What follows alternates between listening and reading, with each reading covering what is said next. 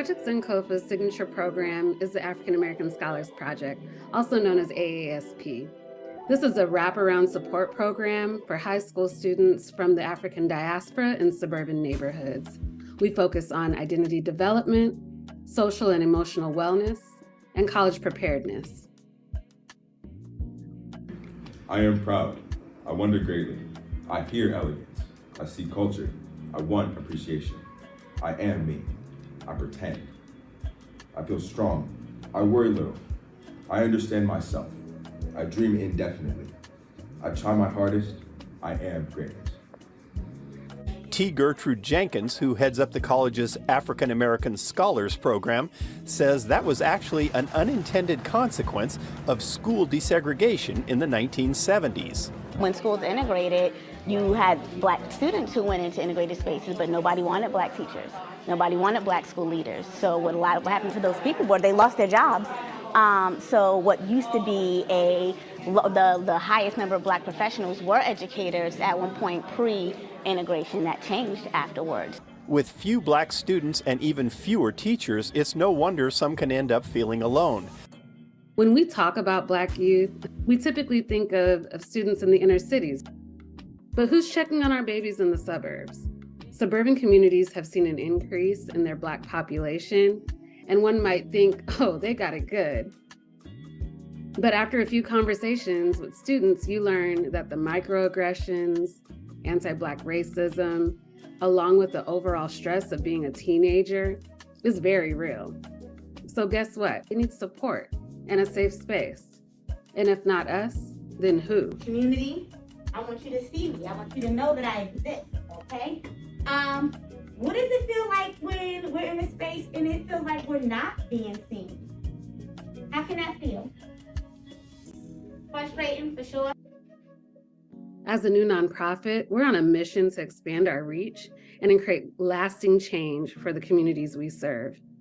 We invite individuals, organizations, and community partners to support our programs through sharing of resources, expertise, and amplifying our cause to support Black students and supporting them to thrive and not just survive their academic communities.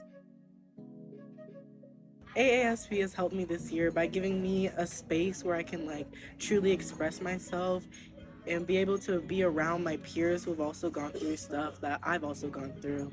And so it's helped me feel more comfortable with sharing out, and it's also given me a voice.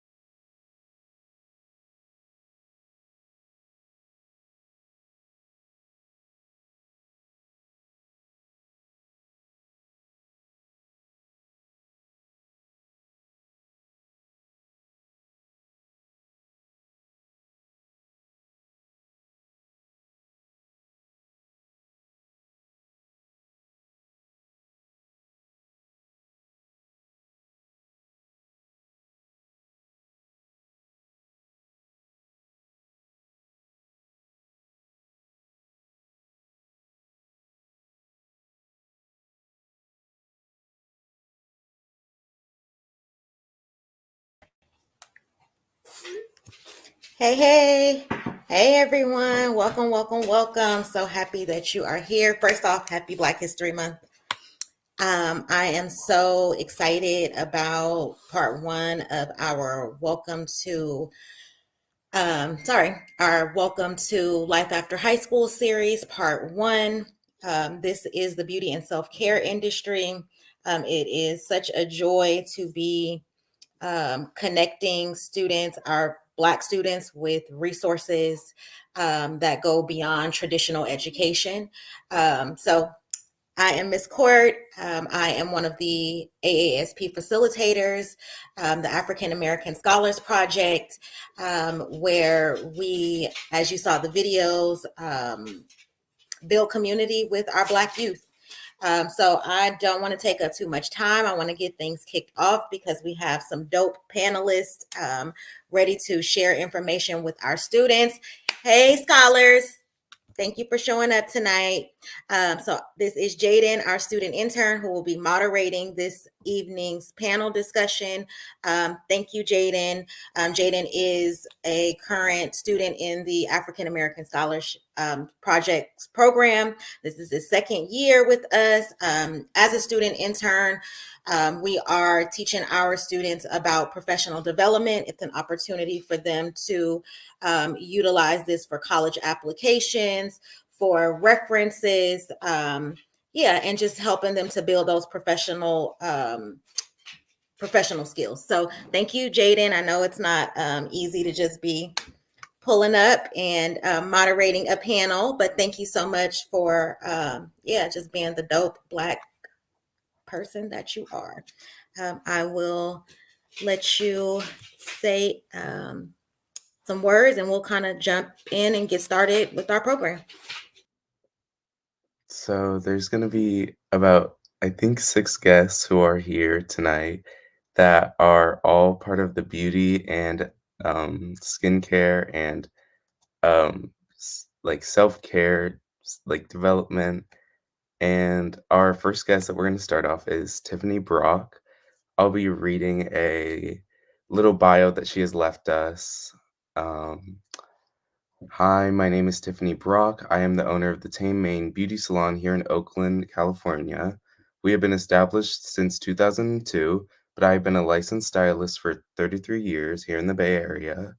I had the chance to go to college and graduated with honors and had all the tools, but desired to go a different route because she knew that she wanted to be her own boss from a very young age. And she had an aunt that was a beauty instructor or a beauty school instructor. And she said, hey, why not? So she became a licensed stylist at just the age of 18. She worked in several salons until 2002.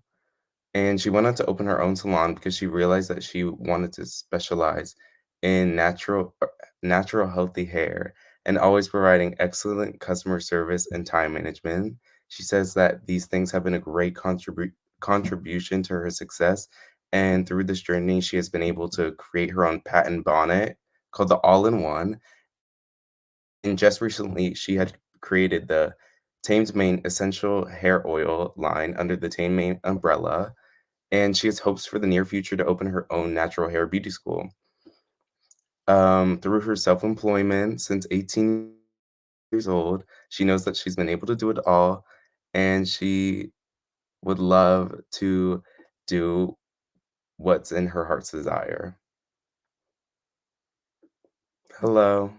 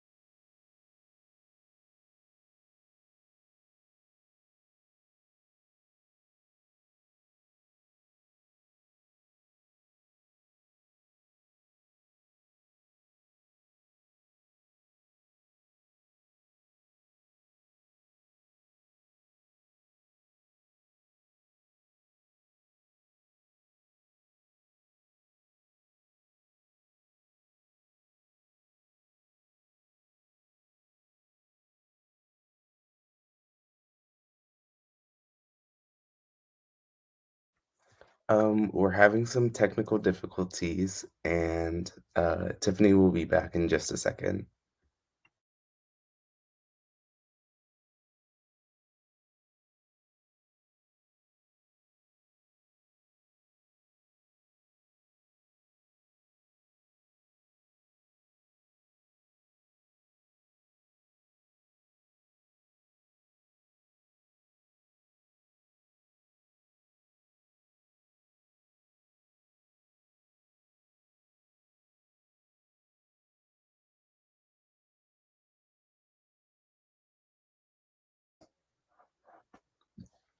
We'll be moving on to our next guest. Um, Andre. He is a licensed massage therapist in SF in the Bay Area.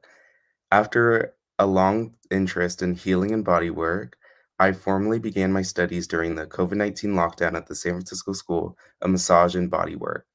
I believe that bodywork inspires a deeper empathy as each body carries a narrative of its existence regardless of race, gender, sex, class, and ability. He is trained in Swedish and deep tissue massage and enjoys customizing environments and body butters for his guests. He says that the more time he spends with working with communities of color, the more he intends to further tailor his skills to focus on helping POC and LGBTQ plus individuals manage trauma through therapeutic touch. Hey, how's it going? Good. It's good to see you guys. Jordan, thank you so much for hosting. Happy to be here and happy Black History Month, everybody.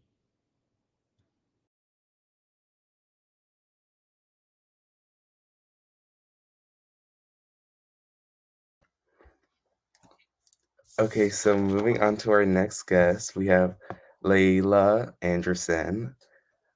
She says that a part of me has always wanted to make a difference in people's lives. She couldn't just pinpoint exactly how to do it, but for the longest time, her and her mom and her grandma have loved to say that she's always primping and prepping herself too. So, what truly inspired her to start working her aesthetics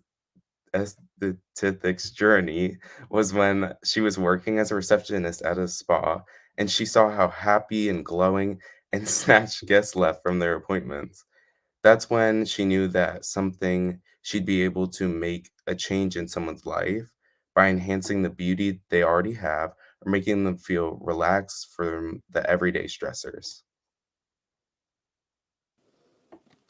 Hey y'all, just want to give a quick shout out to my village that's watching. Happy Black History Month.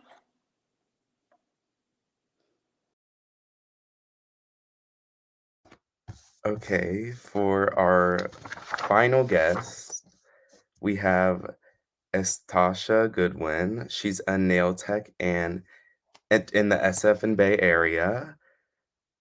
She owns a private nail salon in San Francisco called Heart and Soul Nails. For the past 6 years, she has specialized in natural nail care and customizable nail art that she has masterfully curated to each individual client's needs. She considers high quality nails as a form of self care that anyone can enjoy, regardless of race, gender, or societal status, and strives to create a safe place for her clients to be enjoyed by being pampered and adorned. She believes when we find joy through our self care practices, we're able to heal ourselves and others around us. Hi, everyone. Astacia Goodwin here. So excited to be a part of this. Happy Black History Month. Thank you for having me.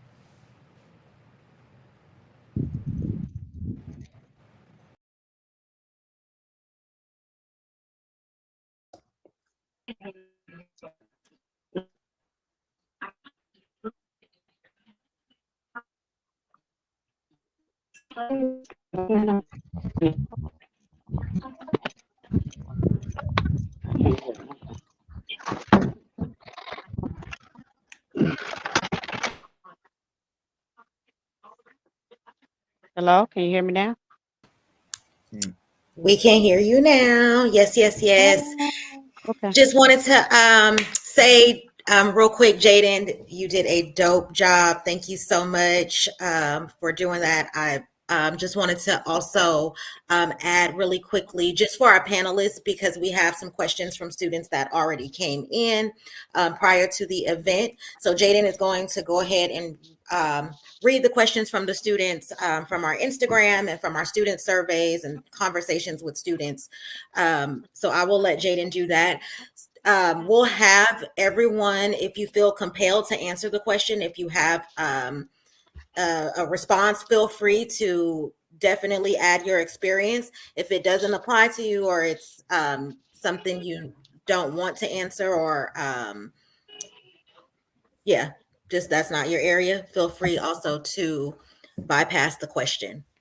And I will monitor the questions that are coming in through the chat. So those of y'all who watching live, this is the time. Ask away. We got our peeps in the building. All right, Jaden. Thank you, babe. Go ahead. The first question that I'm going to be asking is, how long and difficult was the process to completely learn your profession?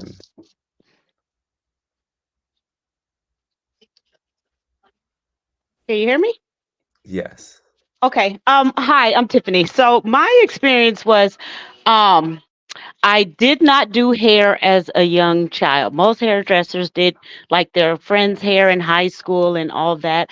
I kind of just was like, I'm just gonna go for it, and it took me about a year and a half to finish through beauty school.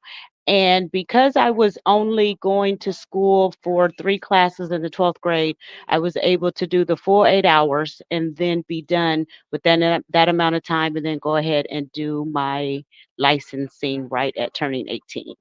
So about a year and a half if you go a straight 8 hours.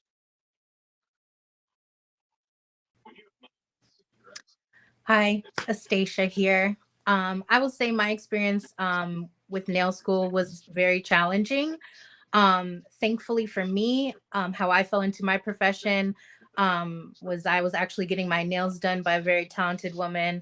We became fast friends, and it ended up being my favorite self care practice. And so I would go having a stressful day after work and go, cry to her while she's making me beautiful.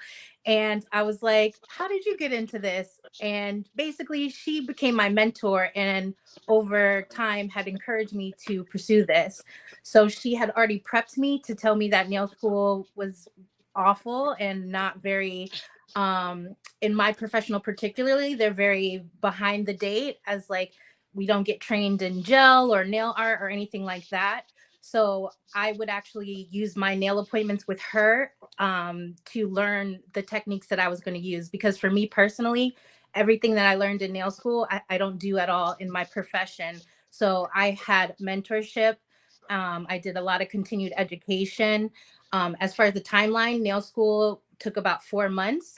But I'm continuously learning even 6 years in. And that's one thing I love about the profession is that there's always new things coming out in your industry. And so you will always be a student.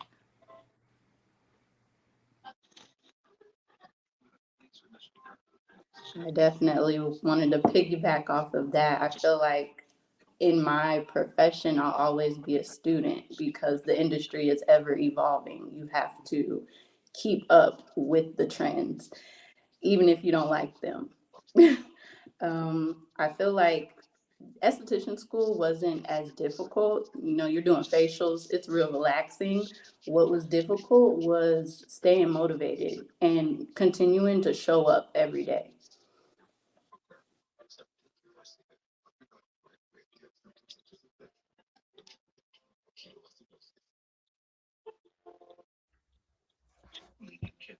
Okay, so moving on to our second question. I was gonna say, not to cut you off. Yep, Dre, we couldn't hear your it looked like you were responding. Okay, Dre will be back. Technical difficulties. Go ahead, babe. Okay, so moving on to our second question. How long do you take with each client? And do you ever have problems with clients and not liking the final product of the process? Okay, I feel like are we going in order like we just did? Would that be best? Yes, that would be fine.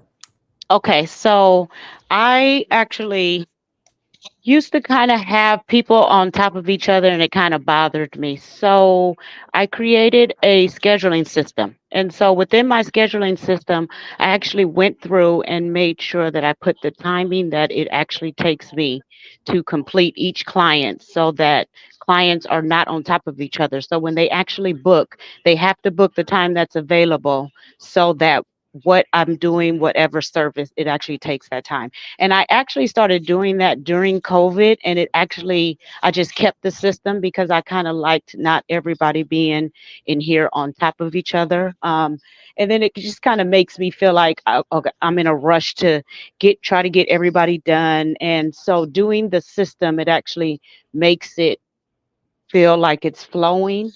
When it comes to clients not liking a disservice, I usually am the type of person that will just do the service over. Just depends on what it is, if it's color or things like that, but just try to correct what they don't like, just to be able to keep them as a customer, because you always want to fix something. Just because you like it, someone else might not like it. So you always want to be open to help fixing the problem. And then it just keeps it kind of cool that if they do want to come back to you, they know that they can. And if they don't, they're still a satisfied customer. I have a follow-up question to that. Have you ever had to fully undo someone's braids because they didn't like them? I've never had to do undo someone's braids, but I have had someone, I do their braids and then they go out and don't tell me exactly what they did, like maybe swimming or something like Mhm. that. And then they try to tell me a different story. But being in the industry for so long, I can actually tell what you went and did. So it's just better to be honest. And I try to tell them, okay, you're telling me this, but I see this. And it usually kind of works that out with like the kids because they don't want to go tell the parent what they really did. So I just try to put the responsibility on them. I will fix the problem, but what I will do is charge you half the price.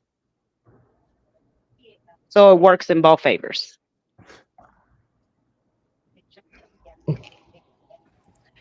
So the first question was about how long it takes. And I want to preface this is that I built my entire business around creating an experience in a safe space.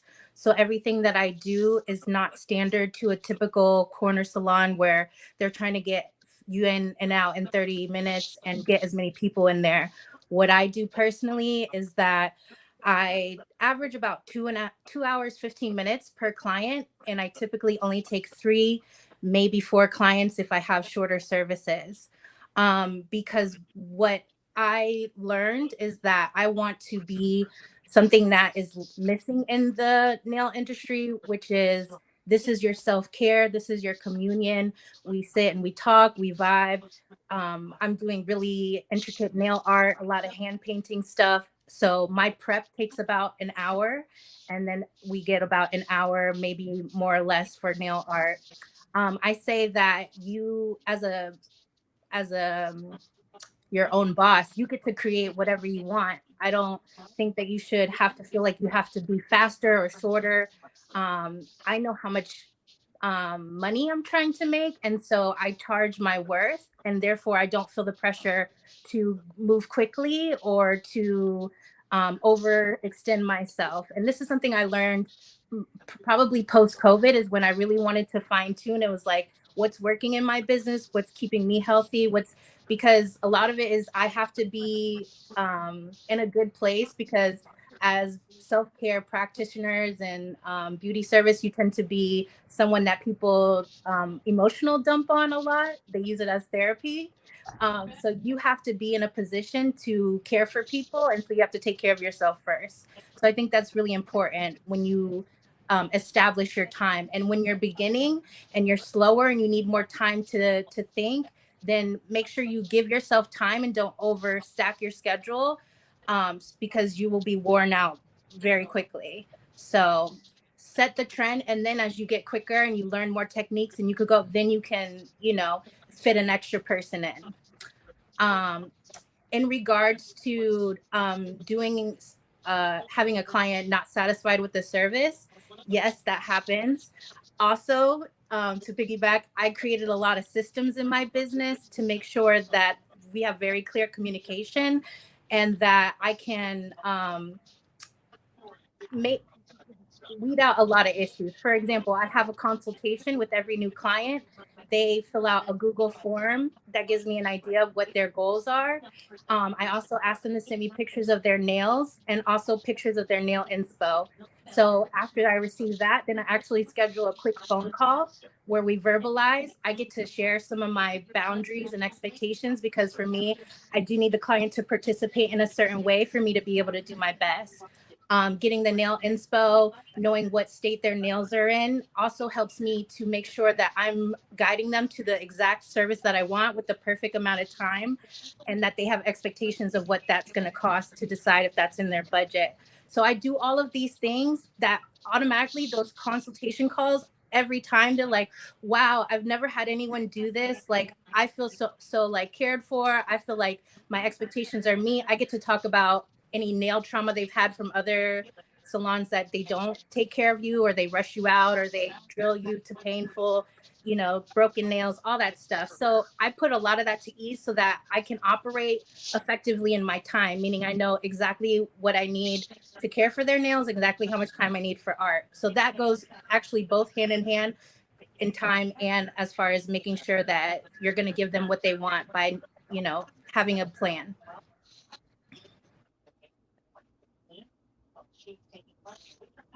I feel like, again, piggybacking off of Estasha, definitely each service I offer, whether it's brows, Brazilian, a facial, it all can vary. I'll say I can complete a Brazilian in 10 minutes. When it comes to brows, it can take 15, 20 to 25 because we're being detailed with those brows, okay? We're not doing the thin look anymore. If that's what you want, okay. But these days, brows are very intricate and you have to take your time. And other things come into play as well. You can get a little chatty. It's, again, you're creating that experience. I'm not trying to rush you out and just take your money.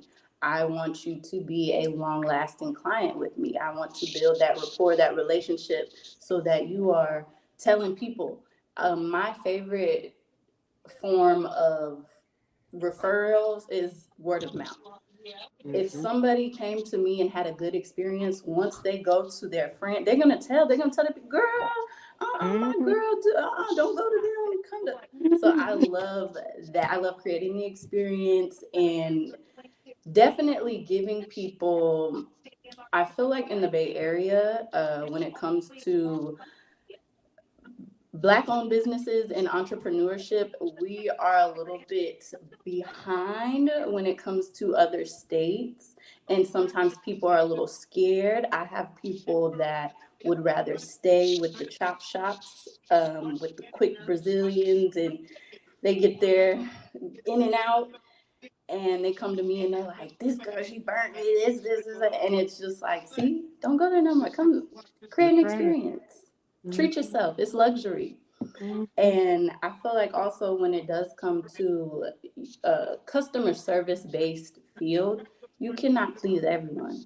Everyone's not going to be your customer, and that's okay. Right. That's okay. You, I feel like your clients do pick you, but you pick them as well. You're not going to take Yes. everybody because that is going to Ooh, put so yes. much on you. Again, you have to be in the right mind space and the right energy to be able to offer services to someone else. And I feel like, there's times somebody may not like it, the service at the end, but as long as you did set those standards of you filled out a consultation form, we communicated verbally face to face. We, before services with guests, when it comes to their brows, I'm handing you a mirror and I'm showing you what I'm taking off. What do you like? What don't you like? And as long as you're open with your communication, you make an effort to put your best foot forward, and also you're kind and you want to find a solution or middle ground, you won't really run into bad That many problems. problems. Mm, that's right. Can you hear me now? Yes. Awesome. All right, I'm gonna hop on all that. So I got into massage therapy during COVID. I was really isolated, and I was watching all these YouTube videos of people cracking bones and moving bodies, and I thought I could maybe do that. So I went ahead and went to massage school. I found an excellent school here in San Francisco. Super supportive, great staff. I met one of my best friends who should be here. She's a newly graduate esthetician. Jaden, I have a hard time with that word too. Um, and one thing I learned was I really enjoyed not the movement of bones and cracking the necks. It was the healing aspects of just touch. Because one thing I realized during COVID was there's just people lacking healing touch. So the idea of holding one's limb to relax it, holding one's neck so the body can relax itself. And I think the hardest part for me to learn was um, well, the easiest part actually was I didn't like working stack to stack people. So when I worked for someone else for a brief time, we had a person I'd be with for an hour and a half, and I'd have a 5 minute break, and I got to see the next person. I got to clean up. I didn't have time to change a candle or to change myself, and I was carrying that energy with me. Then I realized that for me, massage work is a conduit. So I'm pulling down energy from somewhere, it's coming through me, and I'm passing it on to my client. So that means two things. One, I gotta make sure that I'm okay. Mhm. And two, I gotta make sure whoever I'm working with is they're okay. And one thing I like about doing it on my time is if your energy is messed up, you come in, whatever, I don't need to work with you. Mm. I just don't. Maybe we can schedule another day or maybe whatever, but today's not your day. I love you, but you gotta go. And I think that was the hardest part about working with other people because I didn't have a choice of who my clientele was. And so being able to choose who I'm working with, and I like primarily work word of mouth, um, it allows me to create a space that's tailored for them. So if you like jojoba oil, that's what we're using. If you like Mhm. sandalwood and tea tree, that's what we're using. Um, I used to be able to do deep tissue massage, but I really do find that people, especially people of color, we're looking for that deep relaxation because we don't take that time for ourselves just to breathe and meditate. And to take that hour out of your day to sit there on a mat and just do that with someone who is just holding you carefully and with care, it makes all the difference in the world. And it's you can I think the most rewarding part for me is to feel the unwinding of that trauma from people. And again, having your own space to do something like this means you get to dispose of that energy in ways that's more helpful because when you work for other people, you take on that energy of that institution. So right now, massage therapy is not my main job, but I do like the fact that people have my number and they'll be like, yo, George, what's popping? Like, do you think you have time to squeeze me in today? And I'll be like, let me light a candle and take a shower. Maybe I do. So that's pretty much what I'm bringing into it, and I'm just so happy to be here in this space with y'all. It's so good to hear your guys' journey to how you just came here, and self care is so important, especially when it comes to Black people in particular. Thank you so much. Appreciate that. I couldn't type fast enough, but I just wanted to quick shout out our dope panelists. This information is vital to our students. We have some chat questions. Definitely not taking over. I am a proud auntie tonight. Jaden, you are doing the bomb. Yes, thank y'all. Big up. Show them some love. Questions from the chat. We have two, but I will start with the first one, and now it's several, and I'm like, I can't find it. There we go. Provide some can you provide some creative ways you've marketed yourself? Um, let's do a backwards rotation, and Dre, I know you just ended, but let's have you kick it off. Creative ways. I used to have business cards, but I lost them, which is good because I don't need people calling me. Um, but carrying my own oils with me, like I try to not be ashy. So, I have my mix of shea butters and like my oils, and if somebody's like, oh, that smells really nice, you're like, oh, where'd that come from? Like, I made it. That's me right there. So and another way is just offering friends and family like just some services, and like if they know people, that's pretty much the most interesting. And then also I know parties that happen in the city, and sometimes I'm like, oh, maybe you need me to set up in that corner and you didn't know it yet. And so just trying to get out there and make sure like I'm making connections. Like I feel like even right now, this is good connections, especially as I'm moving towards working primarily with black and brown bodies. Like, all y'all know somebody out there, so now you know George, and just be like, "Yo, what's up, G?" Like, my auntie, she got shoulder pain because she's been caring for the whole family and grandma. So I think those are the creative ways in which I try. So smelling good and talk to people. So, Laylee, Um, I saw you went off mute. yes. Honestly, y'all, I am of that age. Social media, I love it. I um I'm a little like kind of good with it. I just kind of got on Reels and I love using funny sounds. I love using funny sounds.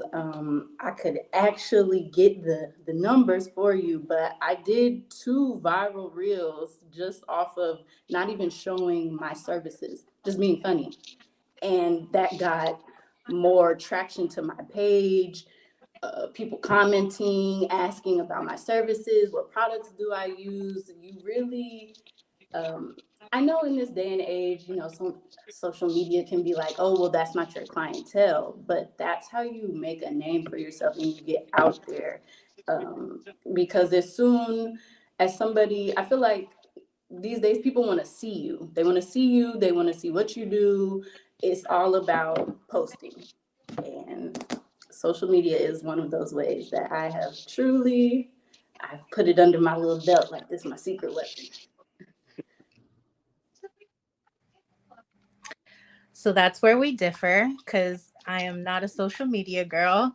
I just don't have the time, I don't have the patience, and I do not have the Uh-oh, personality sorry. for it. So um, I always respect it because I know how much effort it goes into that.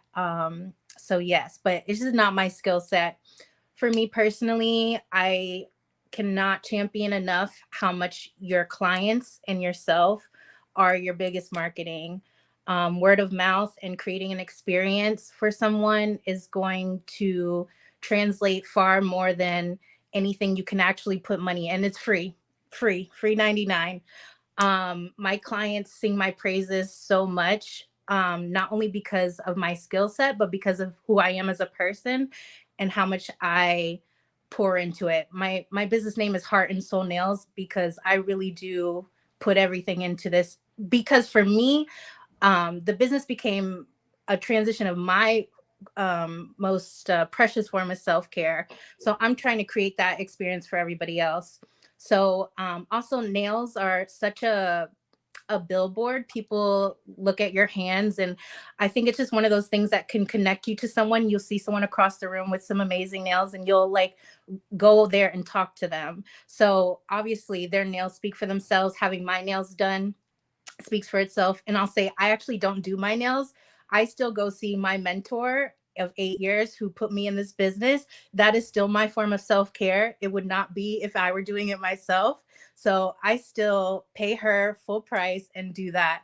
And I think that's so important is to continue to support other people and continue to do the same things you want to put out into the world. You should be receiving them back. My experience is I love the piggyback on when she says that when you do it on yourself, every style that I have, whether it's braids, weaves, pressing, everything that I wear, I do it on my own. So that is the first topic of conversation. They're like, wow, they can't believe it. So I am my first critic. I do it on myself first. Once I get two or three compliments, I'm like, okay, got it.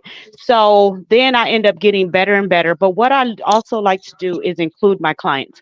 So I have a lot of clients that works for social medias or corporate America and things like that. So what I will do is allow them to come in and help me. It might be create a t-shirt. It might be help me create my patent bonnet that I did or my essential oil line. So then they actually end up putting it on their social media too because it's the help for them. So it's just kind of like staging, helping each other, letting other people come in that has the skills that you don't necessarily have, and then you guys work together and you become a great combination. So I have one client that usually does all my promotion for me, and we just kind of collaborate, work together. She puts it on her site. Another thing I do is pretty much every hairstyle I do, I just take a snap picture on it and it goes on my social site and it goes to my website. So then I have it all connected so I don't have to be going site to site to site because I don't got time for that. I just can post it one time and then it just flows through all the social media sites. Dope. Thank you. Thank you. Appreciate those answers, y'all. I know we are about, I'm not good at math. I'm going to say about 16, 17-ish minutes away. There's another question in the chat that I did want to get to, and then we have some other student questions. So I think let's let's finish off with the student questions because I know some of our students logged in to kind of get this information. Definitely want to appreciate those of y'all who are dropping questions in the chat. We will try to get back around to them. I don't want to take up too much time with my voice in the room, but I do just want to say, just based on time, I don't ever want to shut anyone off, but if we can maybe keep it to 1.5 minutes answer, so that we make sure we try to get through at least all the student questions, I would so appreciate that. Jaden, go ahead, Libby, and then I will circle back. So one of my friends actually just texted me asking a question, and this is like more towards hair care and hair like braiding and stuff like that. Hmm. And she was wondering um like your thoughts on extreme policies, like extreme or just extreme policies in general, and then whether like if someone like like your opinions on rules, like as in if someone has 2 inches of hair to braid, Hmm. or Hmm. if someone needs to have their hair straightened before. Right. Okay, I'm just going to go through this real quick. So basically, what happens with the braids is you always want to do a policy of what size, meaning the size of the braid, the length of the braid. It doesn't really matter the size of the person's hair because if they choose a long braid, just because you're braiding the short amount of hair, it's still the process of the long time. So you want to go always do the pricing on the size and the length, and then you always want to be able to know the timing that it's going to take you to do a full head so that you can price it on how many 30-minute increments of the hours that it takes you. So if it takes you 3 hours, you kind of want to set the price to do that 3 hours and things like that. So always go with the length, the width, and you want to do a set price. And everybody's price is not the same because everybody has different thickness of hair. So that's where it comes in when the young lady was talking about consultations so that you could be able to see, give them a price, and you're not just overcharging if they have less hair and you're not undercharging yourself if they have more hair.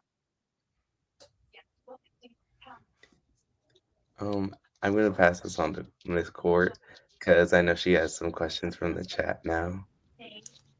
Awesome. Thank you. Okay. Miss Daly, thank you. How do you stay motivated as entrepreneurs? I'm sure there are some challenges. So maybe name 2 challenges, how you overcame them or how you overcome them. And then absolutely, how do you stay motivated as entrepreneurs, as people in general? Even I know Dre mentioned having, 2 things going on. So definitely how do you stay motivated? Estasha, I would say let's get your voice in the room.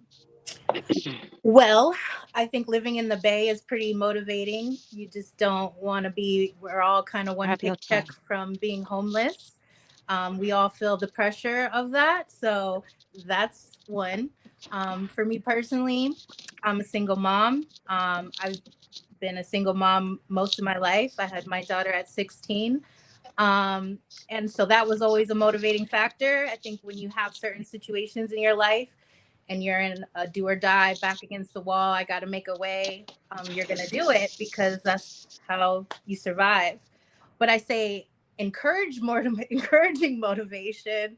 I think knowing how much my clients appreciate what I do, and also for me, I've always wanted a creative career, and being able to mold self care with a creative career just makes me want to continue to be better, continue to push myself, continue to raise the bar in my industry. That is such a good motivator for me. I love my career. I love this industry. I think for me personally, nails is one of the more undervalued, underappreciated of beauty services. It's a lot harder for us to raise our prices. It's a lot harder for Black people to thrive or be given the credit due for being trendsetters, being movers and shakers in the industry. We are consistently downplayed. And so for me, I want to give back the opportunities of mentorship and encouragement, and just knowing how satisfying this business is, that I get to show up as myself, and I get to do something I love and that people appreciate and value. That is such a motivating factor for me.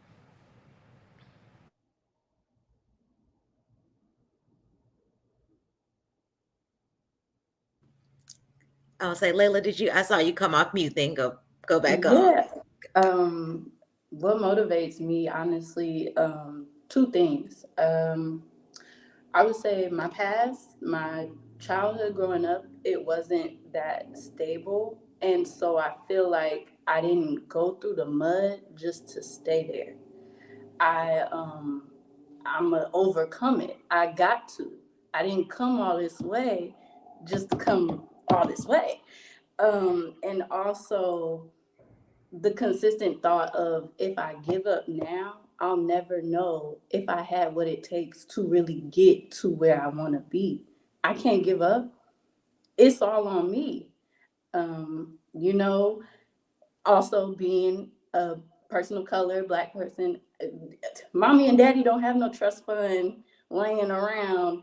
It's on me. I got to do it. I got to get up and I got to grind. I got a best friend that went to CAU, and their motto is, you find a way or you make one. And that has always stuck with me. I want to jump in real quick and say yes to all of that. Part of the reason I jumped into COVID was my job became very, very unstable. And I was thinking, all I know how to do right now is answer phones. And I wanted to do something with my hands. And I thought, well, my hands are too pretty to be laying bricks. What is something I can really do? And getting into massage therapy really helped me find myself and who I was. And I would say the thing that motivates me, at first, it was financial. At first, it was, I want something to fall back on in case being unhoused was something that would happen, because I have experience being unhoused before. But the more I got into it and the more I got into teaching, the more I got into getting to know people of the community, I realized that I'm part of a community that would never let that happen to me. And then I started to really think about what motivates me. And what motivates me the most is curiosity. And so I think if you develop that curiosity in whatever it is that you do, that's going to keep you motivated. But if you don't like what you do, and if you're working for people who don't like you and who you are and what you do, it's just hard to stay motivated, and you're going to be making a way to nowhere. So listen to your aunties right now, because it's the truth. Let curiosity and let that freedom to explore what you can explore get you, because otherwise, it sounds really crappy, but some people do want to see you fail. Another thing is just prove them wrong.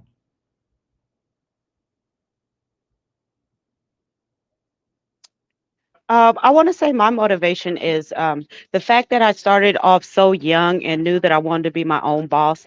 It actually gives me the energy being my own boss. So, who can Mm. you not work for as hard as you can, and everything that you work for comes back to you, and then it ends up being yourself. So that is the number one. And I truly believe that someone actually asked me like how old my age was, and then I told her and she's like, no, that's not your age. I actually truly believe that when you work for yourself, yes, you work harder, but it's a different type of work. It's not exhaustion work. It's not work that you're paying and building other people. You're actually paying, building yourself. So So it's all self-worth. Mm, mm. Y'all better come drop gems this evening. That's what I'm talking about. Real quick, because we had another chat.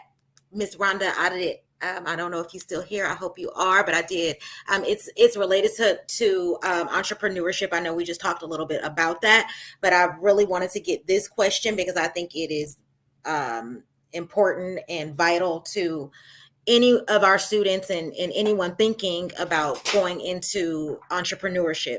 Most graduates are 17 or 18, give or take, when they graduate high school. Do y'all think that high school prepares young people for entrepreneurship in terms of time management, building clientele, taxes, marketing, etc.? See, oh, I'm like, we live, so I can't. I see a lot of head nods. I was gonna say something else. Who want to start first? And we just real quick, we are down to about, it says 9 minutes. So would love to just make sure everyone has an opportunity to answer. Whoever want to kick it off, go. I want to say no. I graduated high school in 2015 and I was lost. I wasn't like my peers that were posting their, oh, this is where I'm going to college. I had no clue what I was going to do. And high school really did not prepare me for the real world. It smacked me in the face on the porch when I had to jump off the porch and go get it. So time management, all of that, I feel like there definitely should be more programs that are like this, doing panels just like this for our youth. I feel like also these days the youth, they're so advanced. I feel like I see younger kids these days already knowing, starting their hair businesses, selling shirts, selling everything. They are some young hustlers. And I feel like if I was given that when I was their age, oh, I'd be up $1 million.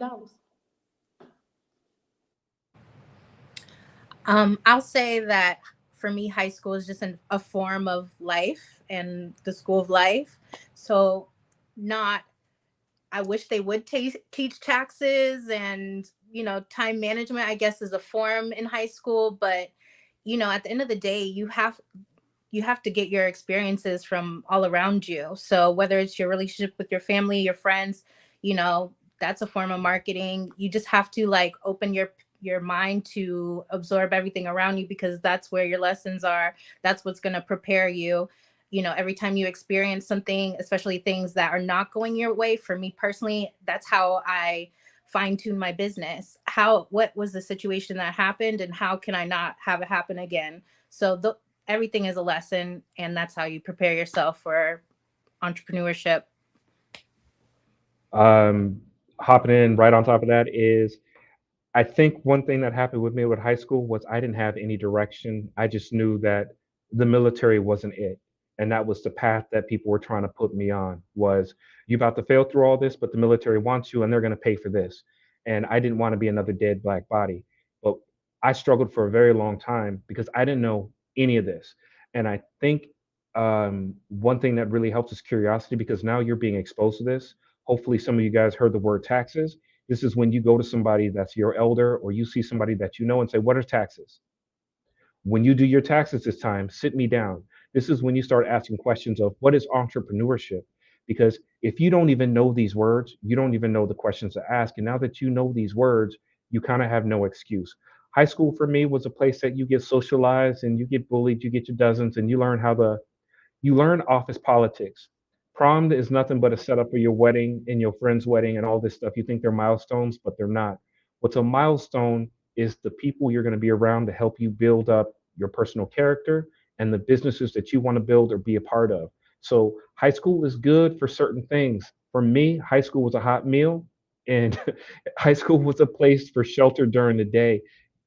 You want more than that. So if school is your journey, if you're trying to go to higher education, I don't knock it. I'm there right now. But I will say, working in education at higher levels, high school should be dismantled, and y'all should be learning life skills to help you build up who you are, especially as Black people, because you need the skills to be breaking down the system. But until that happens, ask your elders, what is it that you need to learn to get ahead because I didn't have parents to tell me about taxes or how to do stuff. And like you, I thought college applications magically showed up in the mail. So when my kids was going, my peers are going to colleges, I was looking like, where are my letters at? Don't be like me. Ask questions because you have looks like a great community around you. Ask them everything you can and ask them quick. For me, I don't think school. I think when we were younger, school taught us more because we had sex ed, we had driver's training, we had cooking, we had all that stuff. So it was more intrigued. I think now it's almost like get you in debt. And it's not good to go in debt not knowing exactly what you're going in debt for. So when you're looking at colleges and stuff like that, you need to be very clear about what you want to do because you are going to go in debt. And you want to make sure that the job that you go out there and do, you can cover that debt. Sometimes when you do self employment, you can actually kind of more watch the money that you spend on what you're learning. And there's different steps and ways that you can kind of figure out how to do it without going in full debt. Another thing I would suggest is in the beginning, always find someone that is something like a financial advisor that just can give you the little notes that you just need for self-employment because self-employment is just not it's self-employment, but it's get your own dentist, it's get your own burial, it's get your own life insurance, it's get your own Hmm. everything. So everything is a la carte. So you really just want to make sure that you have somebody that is going to walk you through the steps, which is one of the things I actually wanted to open or write a book about or something like that, just to actually help people with the steps of entrepreneurship because they don't help you with the steps. But if you have someone to guide you in the steps can be softer and not as hard. And like I said, still have a great result. I know we're running out of time, but I just want to say something really, really quickly. I know there's a saying that says when you're building something or you're building a dream to like move silently, as you know, and until you have things settled. I absolutely do not believe that. I believe if you have something in your heart that you need to speak about it often, obviously to people you trust and to your community, but those are the people that are going to put you in touch with people or put you in touch with resources or put you in touch with knowledge or a mentorship. So you have to speak on what you're doing and you will find your path will like light up in front of you. If you do not speak and you do not say it because you want to be tight-lipped or you think someone's going to steal your idea, like that's ridiculous. Lose that out of your mind. Just like Andre George said that you want to speak to your elders and you want to speak to people who are doing what you're doing. You want to seek mentorship. So if there's someone out there that's already where you're at, please reach out to them. Don't be scared. Be respectful. Be polite. Actually say your name. Introduce yourself because that's important too. Don't be in anybody's inbox. Just be like, hey, how do you do this? Because that's rude. Hmm. You know what I mean? But build community and seek help from people who are where you want to be, like what you're doing today. That if you are interested in this, you've already made the first step. Continue to do this. Yes, I just want to say real definitely. quick, thank you guys all. I need to pop off because I have a meeting, but it was so great being in community with you all. And I hope you guys have a wonderful night and happy Black History Month, y'all. Happy Make sure to Black History Month. Happy celebrate. Black Thank you. History Month. Thank you so So much much. gratitude. Yes, we are coming up to time, and you always want to be respectful of folks' time. Jaden, do you have any last parting words? Anything you want to add? I was just gonna say thank you guys for all coming here and speaking tonight. It was Yes. great listening to all your advice. And I was just gonna ask one little thing. What are your guys' handles? Shout them out. Oh wait, can they see? I'm right here. Follow me on Yes, it would IG. not let me put them in the chat. It kept kicking me out. You can follow Tiffany at the Tamed on IG at the Tamed Main. You can follow Layla esthetician at Do Skin with Layla, but Layla, and you can Laila. Layla, sorry, baby, Yes. and Estasha Heart and Soul Nails on IG. definitely please follow our peeps. They're also in their handles. I want to send a very big dope shout out to our intern, our moderator, our MC for the night. You did amazing. Yay! Yes, you Shout out to did. Jaden. Jaden just found out about 3 o'clock that he was doing this. So can't tell. That's what I'm talking. That's community right there. Okay, And thank you to our panelists. I want to just give everybody about 20 seconds a piece just to last parting words, shots out, anything y'all want to say. Oh, I just want to say, just to piggyback off of what Astasha said, do not be scared. My esthetician teacher gave me this. Do not be scared to share your sauce, because you can share your sauce with people. It don't mean it's gonna taste the same. They can do what they do. Share your info. Build your village. Build your team. It may not always be your family and your friends, but it's people out there. You just gotta speak on it. Now, because they sauce could never. Like, I'm like, let me put that in the chat. Estasha, I know you said you already dropped some gems, but any last parting words? Oh, no, now we can't hear you. Oh, I just want to say it's Astacia. That's one. Estasha. And then I will say that I think it's important for when you go into entrepreneurship that you take time to define what success looks like to you, because success is different for everybody. My personal definition of success is to be able to show up to work every day as myself, to create a safe space for other people, to do something I love that's creative and that people enjoy and seek value in, and to just encourage people to be their most authentic self. That means that I'm not seeking 100 clients. It means that I'm not seeking new clients every day. I actually have about 50 tried and true clients, and those people come to me regularly enough that I can build relationships with them and watch them grow throughout their life, and vice versa. So I think you need to define what you want to do, and to like fine tune everything to fit that, because success is different for each of us, and you have a lot of ways to be able to shape your business to fit you and your needs. Amazing. Thank y'all so much. Thank y'all for sticking around. Panelists, thank you again. Jaden, thank you again. Shout out to our Project Sankofa family, AASP. Thank y'all for showing up. We have part 2 of our Life After High School series, Tell a Friend and Tell a Friend. The next one up will be next month. You'll hear more information about it. I think we're kicking part 2 off with mechanical engineering, or the engineering industry. So yep, we would love to have y'all same folks in the room, in the audience, asking questions, supporting us. Follow our Instagram page at AASP, African American Scholars Project. Y'all have a good night. We out. Thank y'all.